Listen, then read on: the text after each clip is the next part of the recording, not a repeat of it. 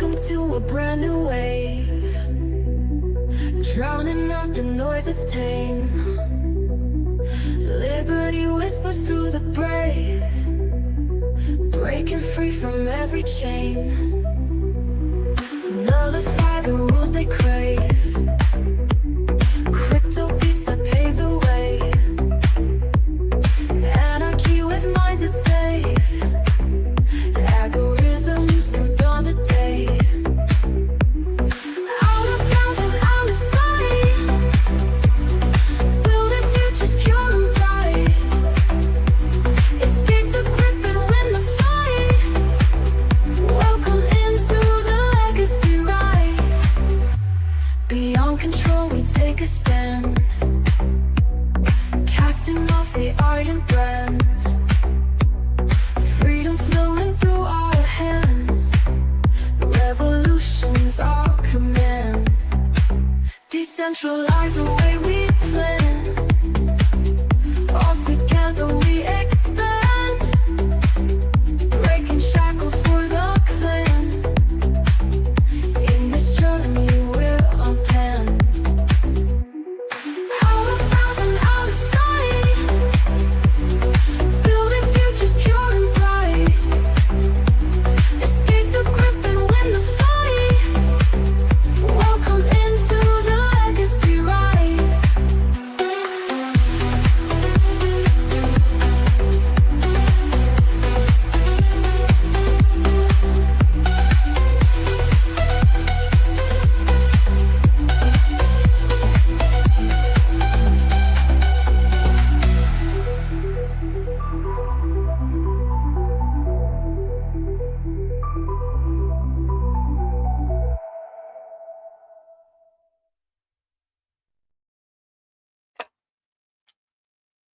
He was supposed to start. I guess not. I am one half of the legacy of Jennifer Kaiser. The other one is an asshole and very, very lost. But he will be found, hopefully. My name's Zach. Andrew's somewhere. Let me go find him. And let's get to the show.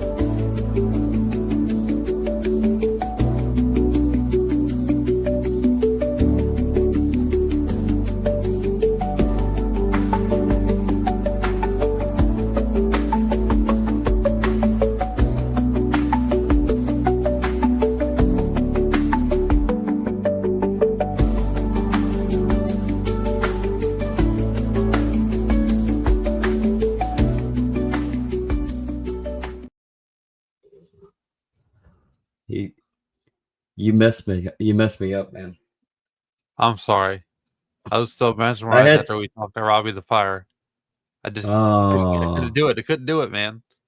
Why am I even here? I should be following him like Rhodey. Yeah, you're supposed to be. Yeah, what Andrew means is we went to the port store. Word up to Infinite Zeal, old Joel. Got to meet that motherfucker. Coolest guy ever. Glad we did it. That, if anything, that was the best part right there. Meeting Zeal in the flesh right there. So, but Robbie, the port store, if you haven't done it and he's in your neck of the woods anytime soon, like, go do it. Like, it's hilarious. It's just great. So, and when we went to the one in Anderson, South Carolina, and it was literally at someone's house. Yeah, literally. So literally. So. Oh man, we had to drive all the way to the other side of the state. It was a heck of a drive, but it was fun. It was worth it. No, it was definitely worth it, man. It was very, very worth it, especially after all the tragedy that you get bombarded with.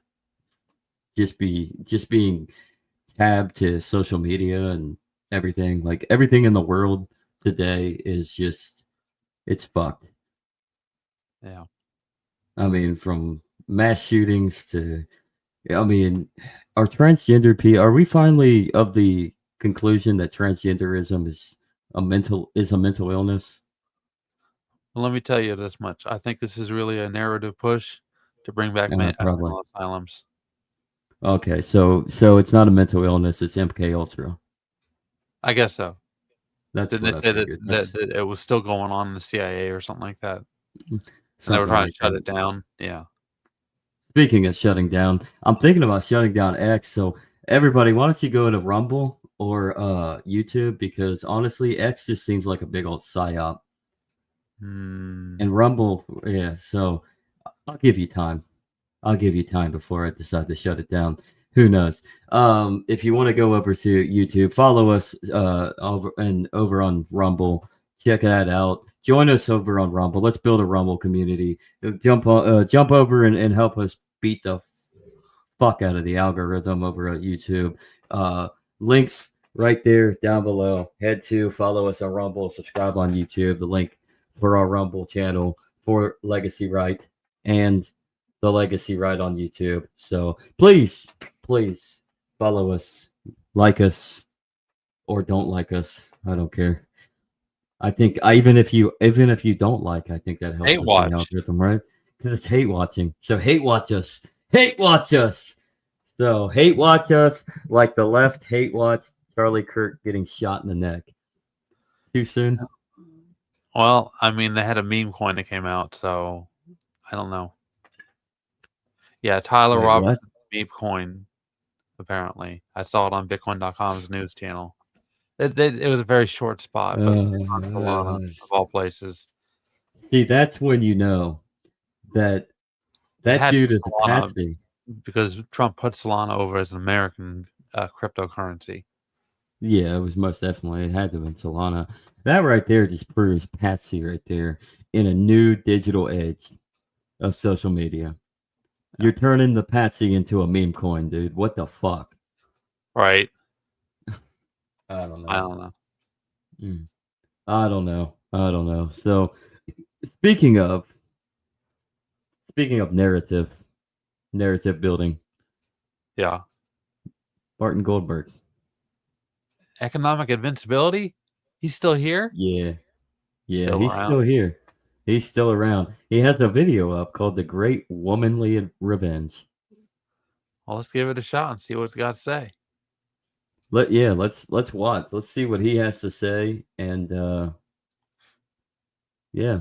Well, what do you have to say about this? What? I don't know. I mean, he's obviously somebody getting arrested, but That's racist and sexist. people get arrested Maybe every she day. has Then condoms on her. the Illegal law is condoms. blind in multiple ways. Illegal condoms, man. Let's get into this. All right. Back here at Goldberg. Today I'll be talking about the Great Revenge. I'm sure many of you have come across the internet.com, these gals openly celebrating the demise of Charlie Kirk. This is not something that surprised Goldberg, although there's probably a remnant of society that believes women can think it, they can feel it, but they're not supposed to say it, go on blast to the internet.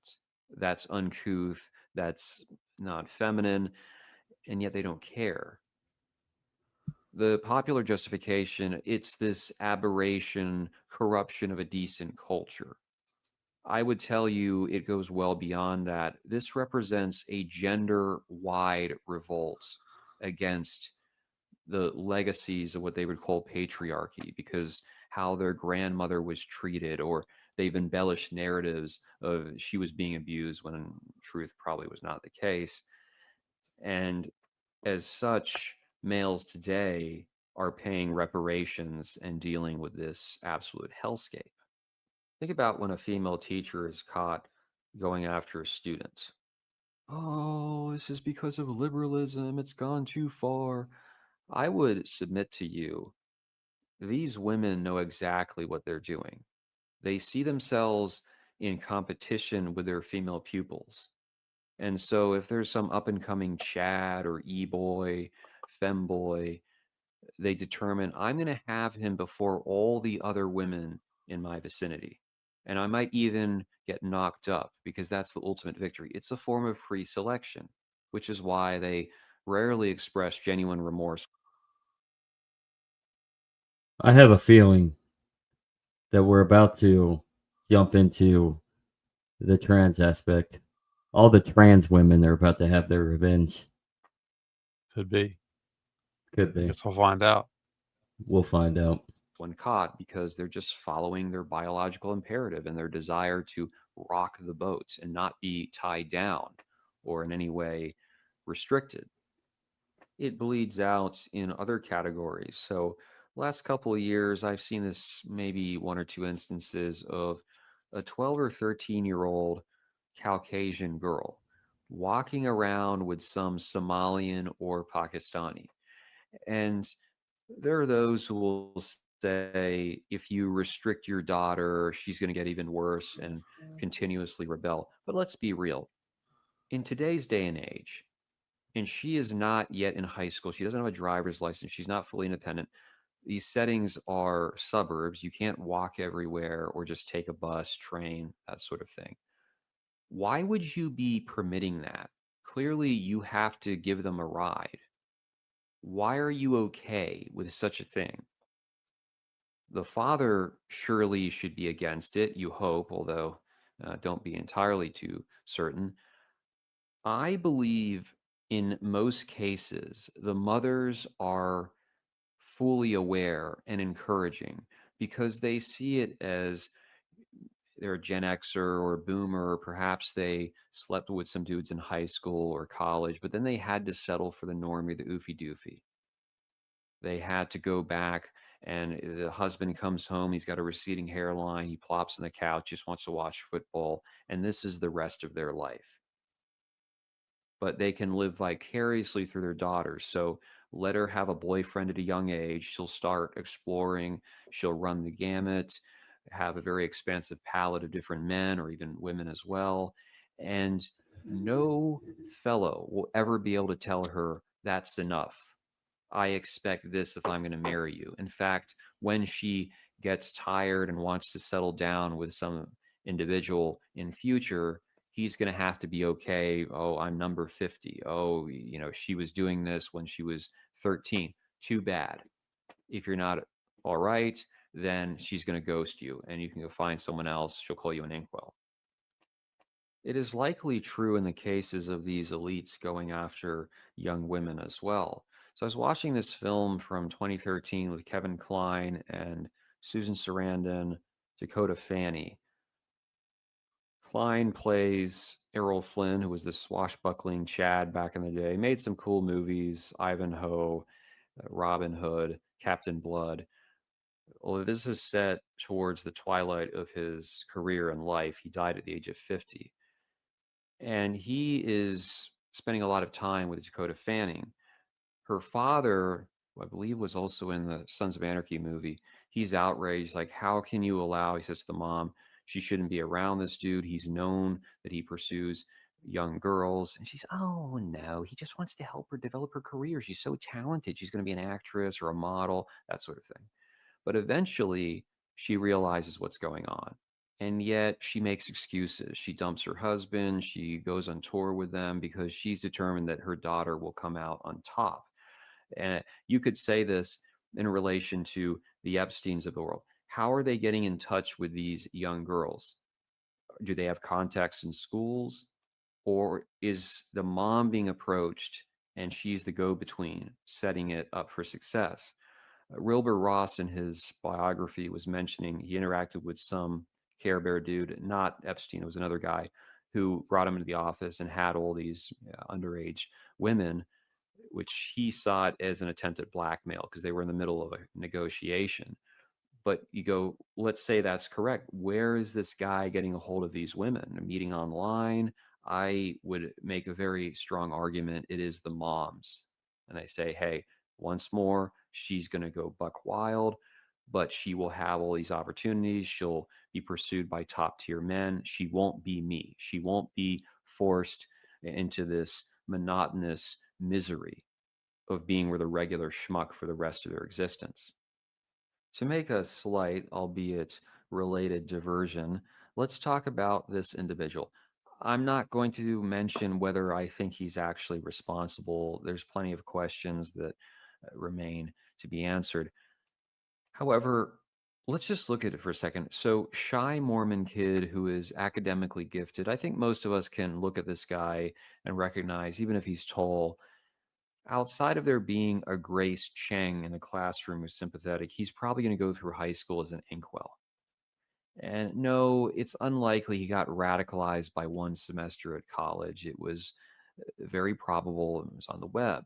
So that dude, J.F. Garapi, who is an expert at starting relationships and also... Take a look at that picture. Now, I'm going to remove this for a second.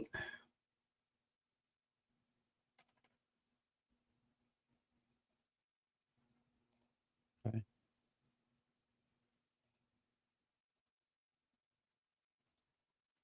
Are you bringing something else up? Okay.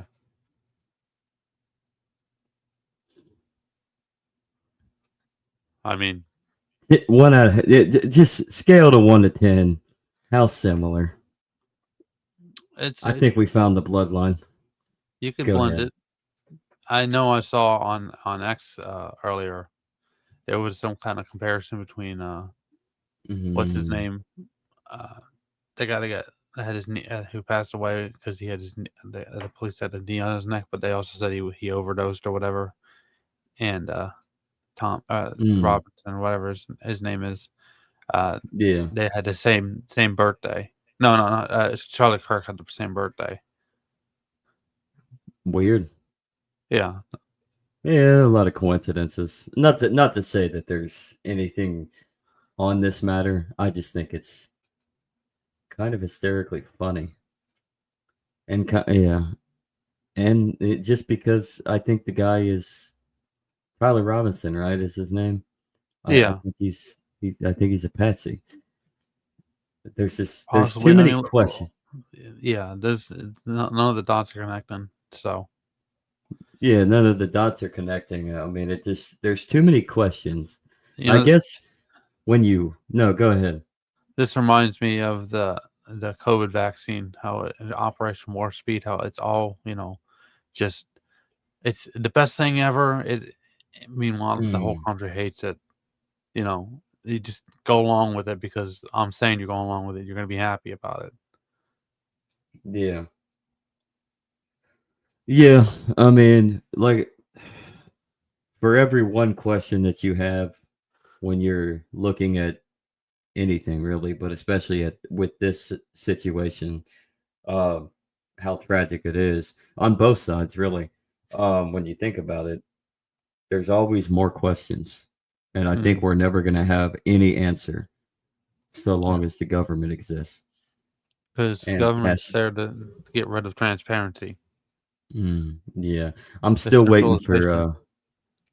I'm still waiting for these Nuremberg 2.0 trials that they were supposed to conduct on the FBI. Still waiting on that, Cash. You're supposed to release all them files on Epstein and basically what did he say? Smash. I think Trump said he was going to smash the FBI into 1,000 pieces. Yeah, something like that. Meanwhile, we're still waiting to find out what happened in Las Vegas. Yeah, we're still waiting on Las Vegas. I mean, I think Cash said that he's going to turn the FBI headquarters building at the J. Edgar Hoover building into a museum. Yeah. In reality, they renovated it and expanded it. Go even further back. We're still waiting to find out why there's generals being found at dumpsters in Washington, D.C. Hillary Clinton, man. Right? Nobody ever asked about that. Yeah, I think it all goes back to the Clinton Foundation. Not joking. All joking aside, I'm serious. I think it all goes back to the Clinton Foundation. Or the Bill Gates Foundation, the Bill and Melinda Gates Foundation. That actually sounds more plausible.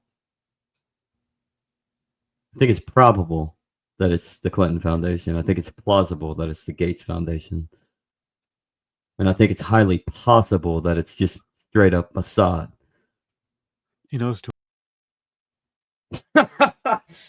Way too much. Aha. I'm just kidding. Got him. Here we go.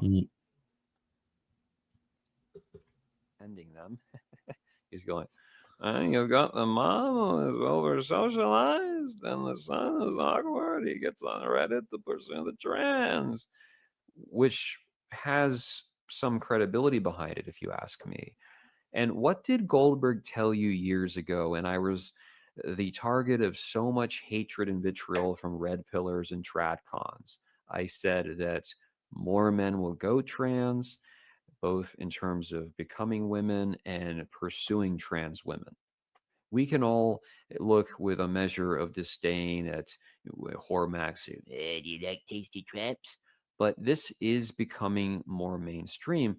And the traditional argument might be, oh, it's the Care Bears, oh, it's the SSRIs, it's the birth control, turning the frogs gay. Those might have some relevance.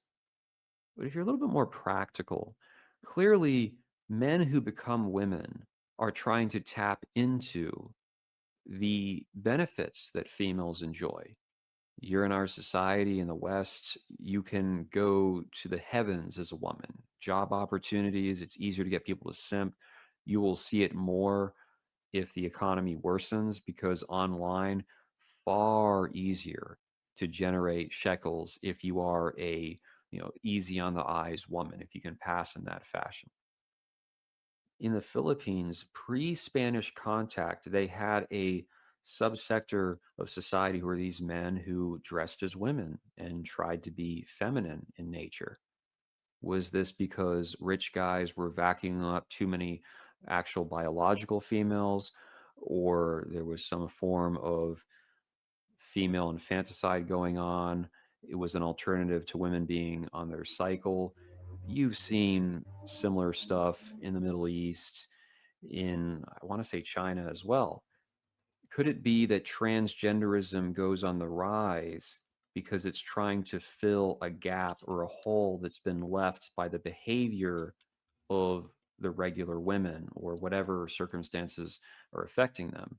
It was some months back I stumbled on this short from a channel. This guy just goes around interviewing traps in Southeast Asia. And some of them you can tell, yeah, it's a dude, but others are a little more convincing. And in the comments, a lot of dudes simping. Disproportionate number of them appear to be brothers based upon the profile pictures and how their names, whatnot. So you go, that's a little odd and more socially conservative traditionally. Although remember, brothers have borne the full brunt of the Keishas, the Shaniquas, who are masculine, vulgar, violent. A lot of men want to break free from that. And when I mentioned this channel to a coworker, he said, you have to realize the trans women are trying to appeal to the male gaze. You look at a lot of Western women, they're fat, they crop their hair short, covered in tattoos, sick looking piercings, they swear a lot. They, as we mentioned earlier, they have no filter. They don't understand, I shouldn't say this, it's rude, it's kind of heartless, someone just got killed. They don't care, take them or leave them. And for a lot of men, all they want is the opportunity to be a nice guy in a relationship, to treat a woman or an imaginary woman, an imitation woman, well, and she's going to respond, okay, you treat me like a princess, I treat you like a prince, not I'm going to disrespect you and cheat on you because you're showing kindness towards me. So you got this kid, he's more on the shy side, he's got the gopher teeth, and he thinks, well, with a trans girl, it's sort of akin to the rehab room juggernaut dynamic, where if Chad's taking your looks match, maybe you move and you select a Grace Cheng or a Pooja, but then it goes down and compresses the lower ranks of the dating market as everyone's trying to get for something that is more accessible, that's easier. Well, that just leads to a disaster in the end. He figures, I get with this trans, they'll be submissive, I can be the man, I don't have to go through all these hoops or deal with the lack of pleasantness that you see in many American females if you just try to interact with them.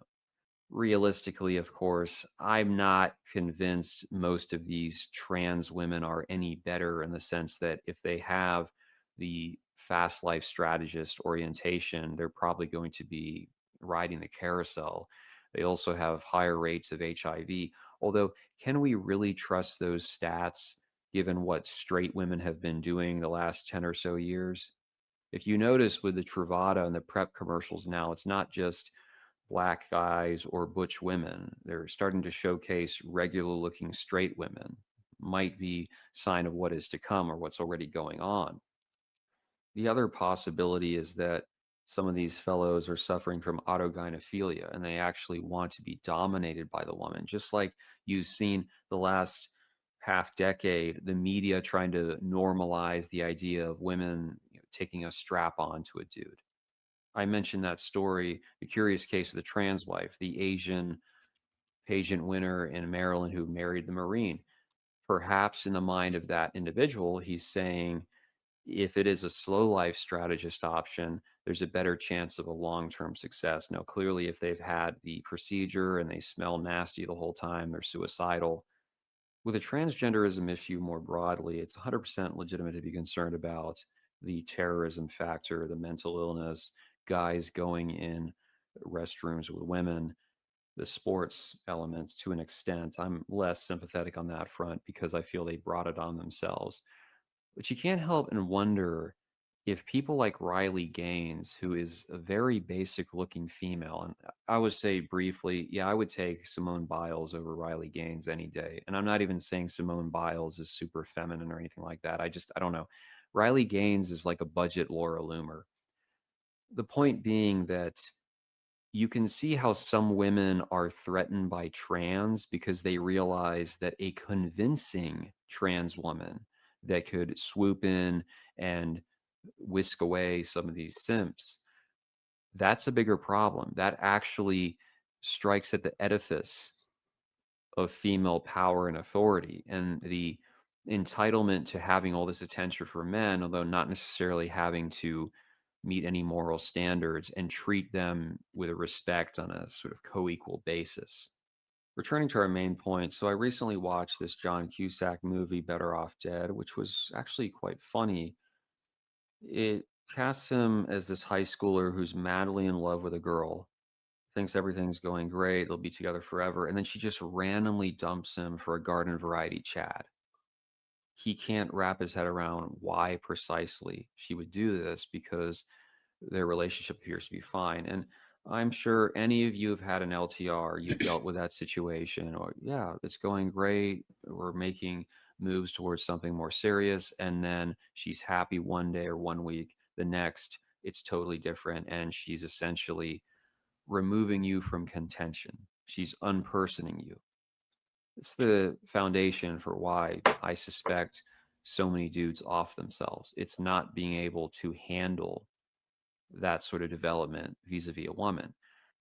To Cusack's benefit, by the end of the film, he gets with the French foreign exchange student who, for some reason, she's an expert at cars, so she helps him work on his roadster. It's the same girl who was in that Last American Virgin movie, but in that case, she's the Stacy who's breaking the heart of the other kid. Reminds me, it was Lord Bogdanov who did those excellent documentaries. That guy just had a way with words. I hope he's doing okay. I know he dropped off a bit, but he had some absolutely fantastic BP content, high IQ, very erudite.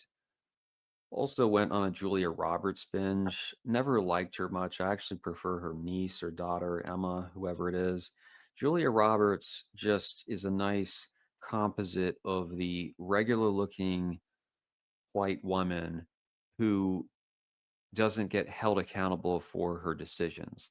So first we have Pretty Woman, and she plays a literal streetwalker. She's selling ass. She's one of those with the fake wigs and the makeup, all that, going around just trying to make a living, struggling in the big city. And yet she is able to lock down Richard Gere, who, can we call him a Chang, or is he more of a high tier chipmunk maxer? This powerful lawyer, developer. He brings her to the penthouse, dresses her to the nines, so she can go from a turbo thought to being the top dog. And there's nothing in between. Like, why would I want to get involved with you? This shows the power, and it's the way a lot of women want to see themselves. About a decade later, you get Runaway Bride, which is a far more subversive film from my perspective. She plays a woman who collects all these experiences with a variety of men. She dates them, beds them, they propose. She has all the rings, all the different circumstances, this assortment of social orgasms that just make her day. But as soon as it gets down to do or die, the altar, she flees. In other words, no man gets to lock her down. She doesn't belong to anyone. She refuses to put herself in that cage. And even Richard Gere, who's Mr. Right, he knows how to talk to her. He gets in her head. He charms her. She subjects him to the same abuse. And he has to, after the failed wedding, do all this cuck dancing to bring her back and get her for the long haul.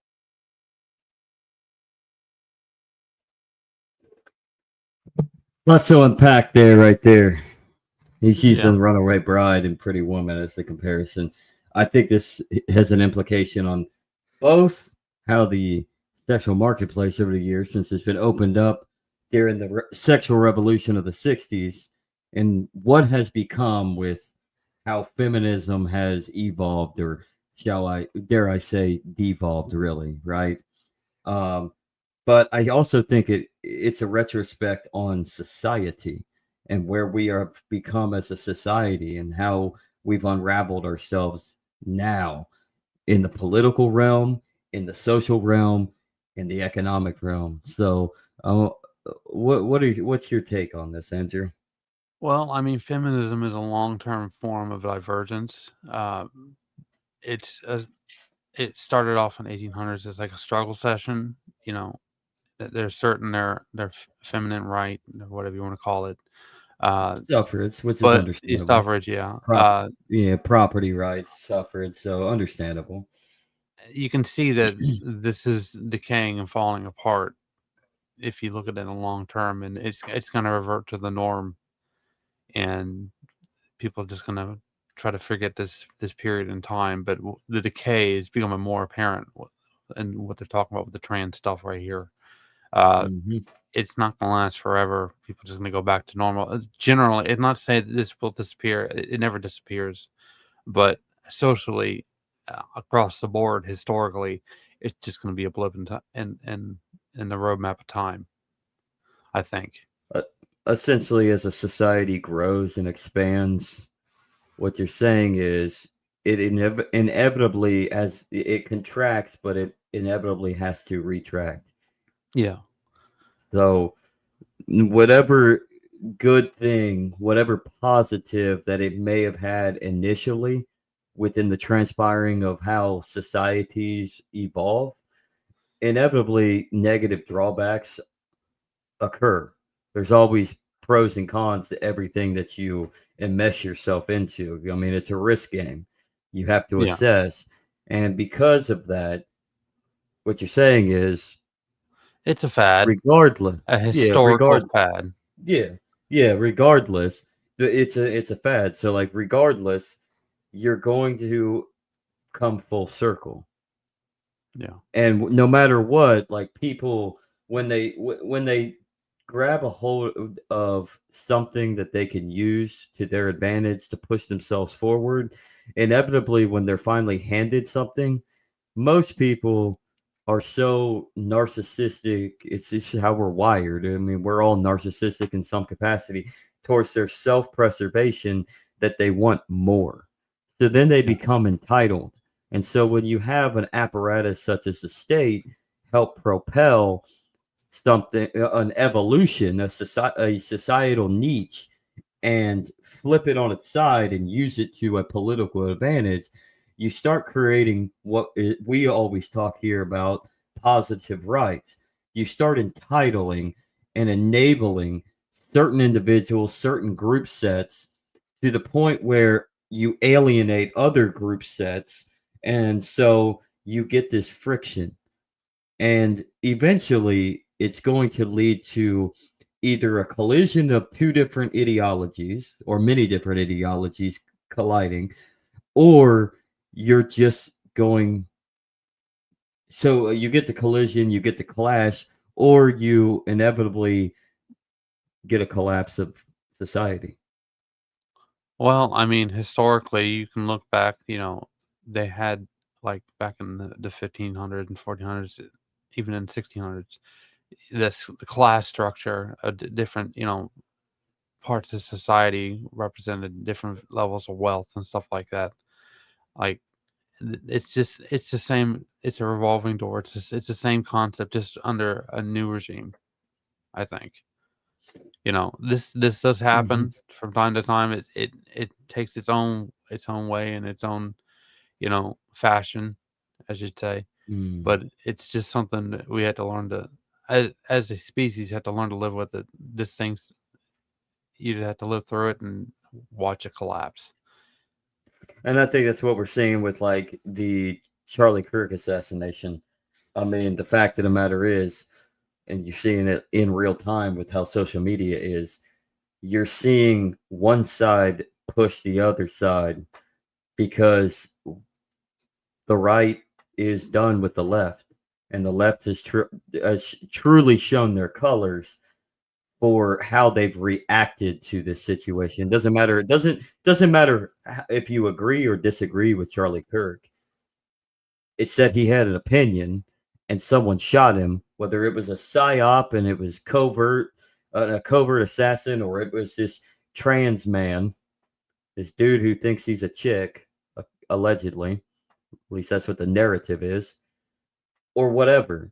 The simple fact is someone's dead, and there should be an uproar and grief by those that loved him dearly. And then, since he was so renowned socially and politically and had such a huge following, then yes, you're going to have that grief expand out into the open playing field because of his platform. So, and the other side just needs to understand, have some fucking empathy. Right. Which is what I think. Not toxic empathy. There's a difference between having narrow and broad empathy. So yeah. So I think to a certain extent, you need to come back down to earth, everybody. And I mean, relax. It wasn't you. And then, just because some people think it's okay to split hairs and other people think it's a waste of time doesn't mean you should take somebody to jail because why are you splitting hair or why are you not splitting hair? It's just something that's natural in society, and it's just how it is. It's nothing you can really do about it. Let's not troll on the internet. Let's not be cruel and mean to everybody because they have a different perspective. I mean, yes, it sounds like from what we've watched and seen in real time over the weekend, there's been videos that showed the disgusting attitude of the left cheering this on. Great.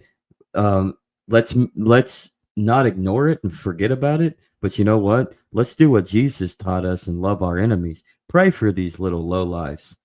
Let's not start shit, right? I mean, because violence begets violence, and if these little basement dwelling little leftist shit lives are getting to you over this shit, man, you gotta go touch some grass, homie. Right? Because they're violence contracts, state violence contracts, and it grows. So, but it eventually subsides. Well, that's what the state wants. I mean, they need you to get out here and unravel this all out onto the streets. They need some civil unrest. You know why? Because they want the control. It's their form of marketing. Yeah, they want to bring in their newly formed militarized police. They want to bring their standing army into your neighborhoods and lock you down. They want to do COVID 3.0. I say 3.0 because there was basically 2.0 with COVID. But yeah, they want to do the COVID lockdowns again, only this time for a civil war, I guess, a civil war style apparatus. They want to implement the martial law. They want to say, we control you. Don't let some sissy little 24-year-old kid on his TikTok making fun of saying, he, shot him in the neck, shot him in the neck. Who cares, man? Motherfucker's probably going to get laid. That motherfucker probably got laid the fuck out the next day by some big ass dude that just was big, better, and was tired of his shit for other things. Right. So karma gets you. Let karma get somebody. Don't be the karma, because then karma's gonna get you. That's right. So let's jump back into this. Okay. It's truly astonishing. This was the 90s. Let's not forget, of course, Eat, Pray, Love. This was about 10 years after The Runaway Bride. This is a movie where she is middle age. She's with a guy who he's something of a dilettante. He talks to, oh, I think I should just get my master's degree and become a teacher and help kids. I'm so inspired. This is the sort of sentiment that we praise women for. If they want to leave a girl boss job to help starving kids in the inner city, I mean, it's absolutely gets full endorsement. But she is disgusted by her husband not being focused. Even though she wanted to have a baby with him, she goes and talks to this one Asian guru guy. And he's, oh, you got to follow your heart. So before you know it, they're at the divorce negotiating table. And this film, actually, I started clenching my fists a little bit. I wanted to punch the portable DVD player. It just enraged me because the guy's going, look, I understand that you want to find yourself, but why can't you find yourself with me? We can do it together. And it's the same crocodile tears. Oh, I love you so much.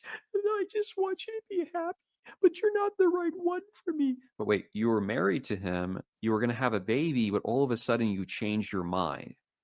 And this is a reflection of so many dudes. There are going to be people in the comments saying they've come across it in a relationship. This is the same playbook. Let the tears flow. I care about you so much, but we're just not compatible. I've got to go find myself. And of course, finding themselves usually means on a dating app and trying to ride a carousel within a couple of weeks or within a month. What can you do?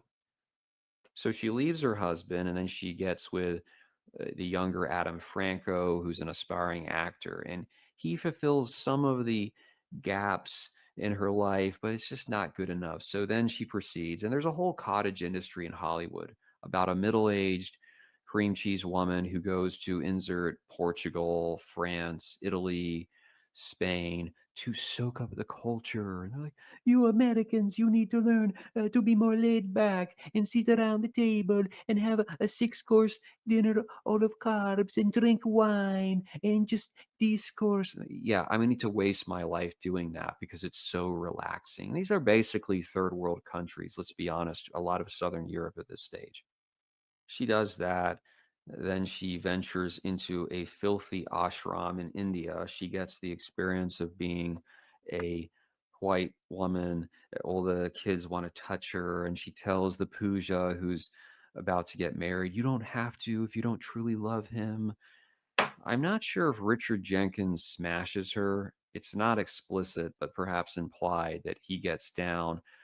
She is elevated to a supervisory position in the ashram. So she's getting in touch with her spiritual side, but then she's missing the physical. And so she meets the Latin lover, Javier Bardem, and he starts touching her there.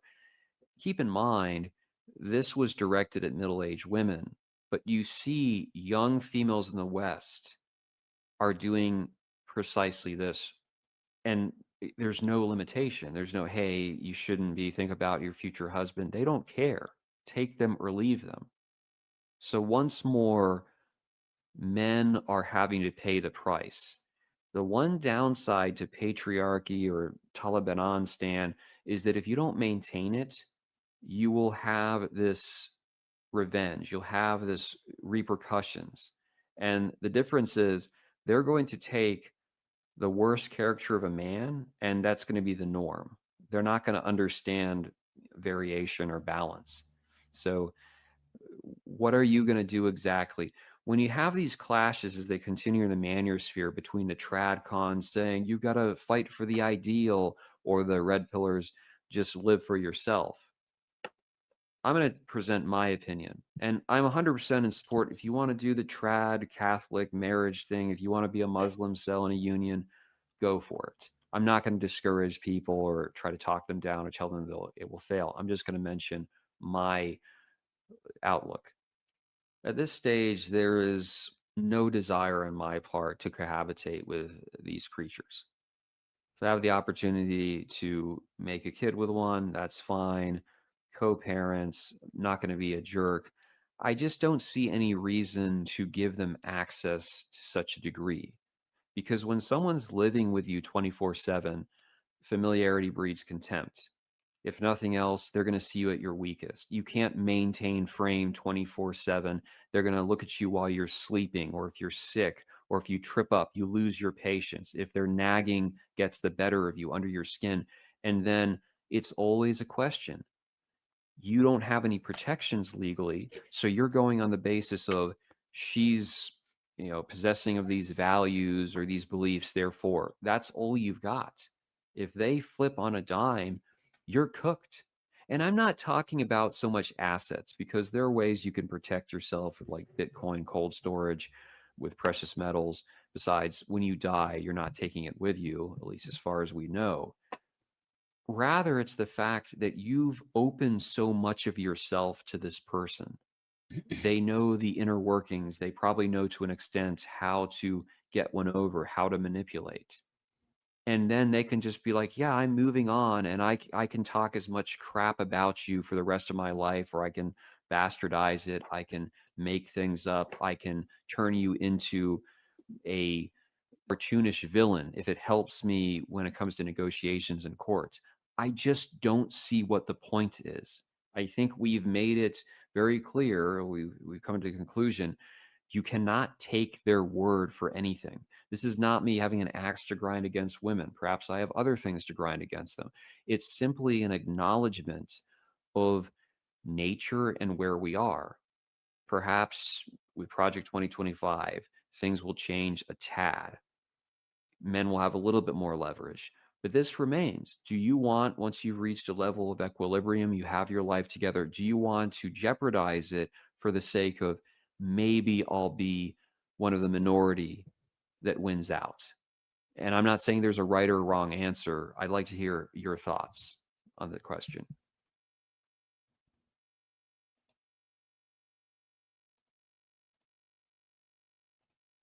I'd like to hear your thoughts on the question. Well, he makes a good point at the end of it. There's a way to protect yourself financially, right? And really, our biases are. This is why I'm so kind of interested in the Enneagram. Is because it's like a computer script. If you know what people are capable of, then, I mean, yeah, to a degree, you can't exploit that. But that's not to say that it's the best thing you should do. Well, I'll let you speak because you obviously have a point to make. Please don't shoot. I mean, you said ways to protect yourself financially. Yeah. Well, I was talking about more, having like fallen the nomad capitalist triple layer sandwich or whatever model where you have money in one place, you live in another, you do business in another. But I mean, well, yeah. There's only so much you can do. That's kind of extreme in some perspectives, because it takes a lot to be able to do something like that. That's a lot of money just to have to be detached at that level. A lot of time, a lot of effort, and planning. But not everybody's going to be able to follow down that model. Not everybody, but we live in a world today that you can be just as successful in anything that you could do. That's what's beautiful about the time that we grew up in. And I think the way that cultures are meshing in our society today, and ideologies are clashing and politics are thriving, it's crashing in on the lifestyle that you can make for yourself, that financial security that you can create for yourself and for your family, and that you can offset and scale and move about and be able to live. You can do that now. It's getting a little more difficult because you have governments that are trying to consolidate, and they're utilizing their political this political upheaval of the cultural shifts of the day. So they're pitting us all against each other so that we can't focus on striving for bettering ourselves and protecting our families and being able to enrich ourselves, not necessarily enrichment in the idea of luxury and of financial enrichment, of luxury, of being a quote unquote noble, but somebody who can actually live uh, how they want to live Right. and be able to grant themselves certain comforts so that they can provide for their family on a more secure level, or themselves if you're single and you're building to that realm so that you can provide for a family. um and we're at a crossroads in our society today because we're allowing political implications to erode us for what our potential as human beings are. Well, you can see there's a shelf life to everything, right? There's shelf life to money. And when the shelf life has come due, usually you can see a uptick in self-preservation behavior. This war, there's we got to make sure that we're all sticking together, and then there's detachment, and it really it just depends on the person to the level and extreme extent to which it's practiced out, and then it also transitions to governments. Mm-hmm. So, I mean, it's really just it depends on the context of each situation. So I guess the moral of today's episode, everybody, and why we brought up Martin Goldberg, Invincibility, good guy. yeah, is this video kind of is a telling story of where society is today, where it can lead itself to, but where it's backtracking into. And the idea is to not backtrack, but to always leap forward. And don't let Charlie Kirk, well, first off, Charlie Kirk wouldn't want you to backtrack. Don't let what happened to Charlie Kirk force you into a corner. Don't let what's going on in the news. Don't let whatever happened with that monster monkey killing that young Ukrainian refugee girl. Came to America, man, just to end her life, just to lose her life. Terrible, man. Don't let what's going on in these school shootings and these parish shootings, these mass psyops. We all know it's MK Ultra, CIA. We're not stupid. It's just too carefully and meticulously planned. It's like you say the narrative's a transgender person, but in reality, I mean, it's just a Manchurian candidate. We're not stupid. But still, even if it isn't, don't let that tear you apart. Like use all the negative, and it doesn't even have to go to that.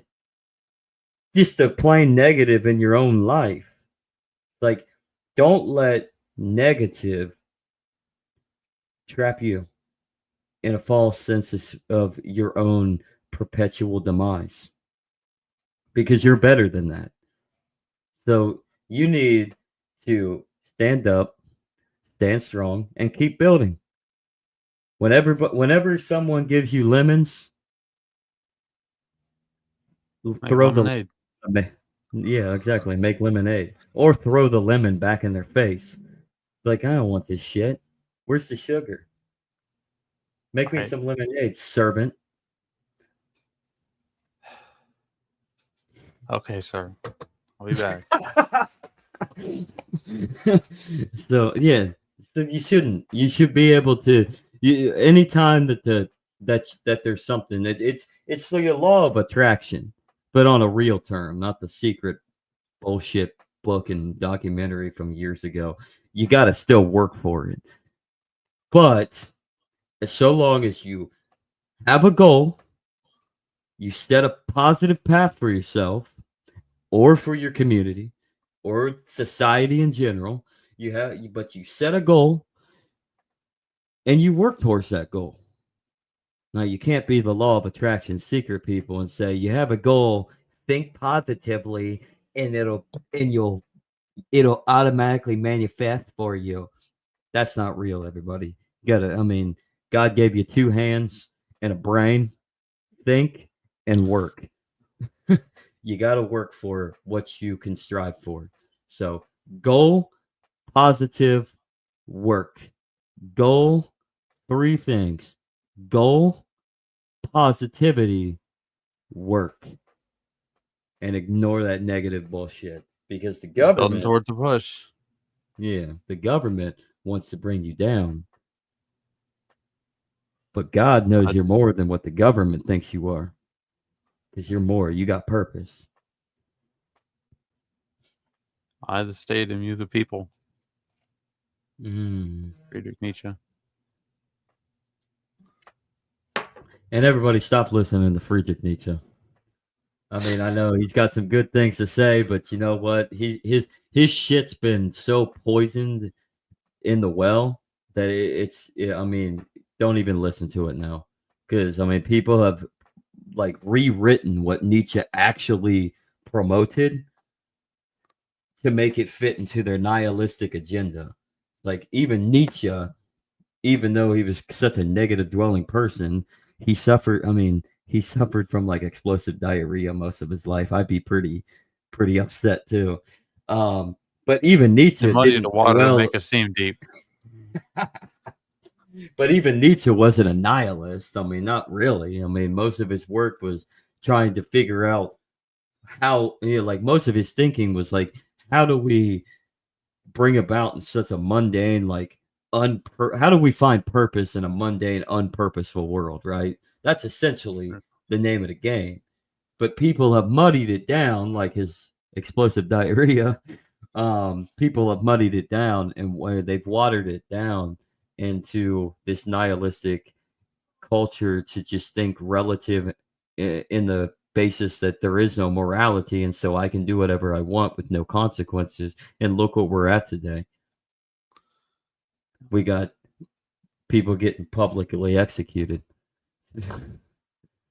The first successful publicly political execution in 55 years, man. We were on a decent track.